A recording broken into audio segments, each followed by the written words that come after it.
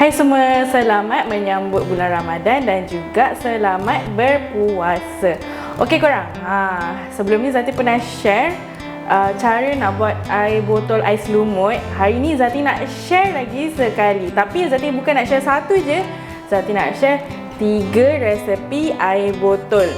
Alright, so resepi yang first Zati akan share dekat korang cara untuk buat air botol strawberry lumut. So bahan dia air ni korang gunakan dalam 400 ml. Okay, so air dia dah mendidih, korang boleh masukkan serbuk agak-agak lebih kurang 10 gram ataupun satu paket kecil tu lah. Gula ni jangan banyak sangat dekat dalam jeli. Satu scoop ni anggaran 10 gram. Okay, boleh masukkan 10 gram. So next, masukkan sikit Imalco strawberry. Ini korang boleh agak-agak sampai tahap warna pekat macam ni yang korang nak lah. So Zati suka warna dia macam ni, tak cair sangat, tak pekat sangat. So kita dah boleh tutup api lah sebab dia dah mendidih. Ok, so yang ni Zati dah masukkan ais dalam mangkuk ni dalam lebih kurang 200 gram. So kita tuangkan bancuhan yang jelly tadi tu dekat atas ais ni. Ok, so sekarang ni part paling best lah. Kita nak jadikan dia bentuk lumut. So macam mana? Senang je. Korang hancur-hancurkan dia macam ni. So korang boleh nampak lah, dia dah terus membeku sebab kita letak ais kan. Dia cepat jadi keras. Ok, so sekarang kita buat air dia pula. So untuk air dia, saya akan gunakan perisa strawberry. Actually korang tak semestinya guna strawberry tau. Korang boleh juga tukar kepada flavor-flavor yang lain juga yang kita ada lah. Okey, sama juga dengan yang jelly lumut tadi, korang tak semestinya guna Imalco strawberry. Korang nak buat perisa lain pun tak ada masalah. Okay, so untuk powder strawberry ni saya gunakan 100 gram.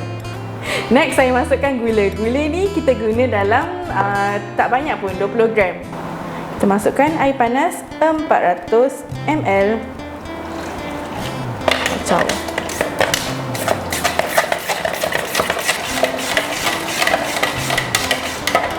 Lepas tu saya masukkan susu. Susu ni korang boleh guna susu cair ataupun susu UHT lah. UHT tu kita ada full cream milk ataupun fresh milk yang biasa pun boleh.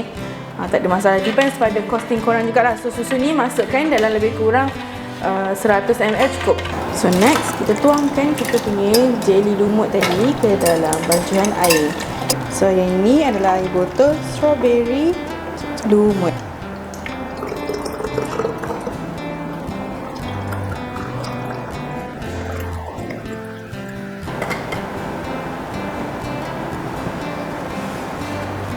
So, untuk yang kedua kita akan buat air botol latte boba. Boba brown sugar. So, serbuk kita gunakan serbuk ice blender and milkshake mix lah perisa latte. Yang light sugar punya. Okay. So, masukkan 100 gram juga.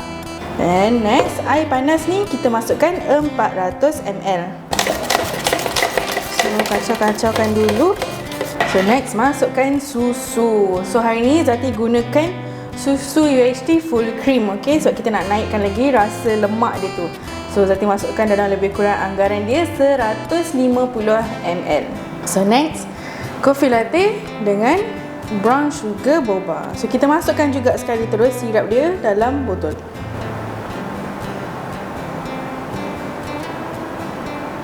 Masukkan 2 scoop.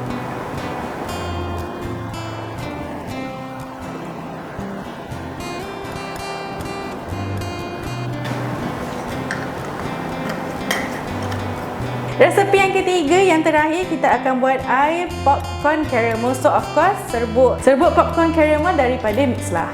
100 gram. Next, masukkan 20 gram gula. Dan juga air panas 500 ml.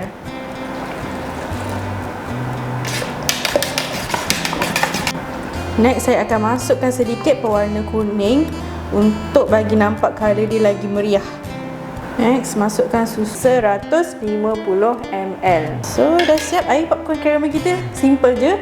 Ini dia tak ada topping ke, tak ada jelly. Original biasanya.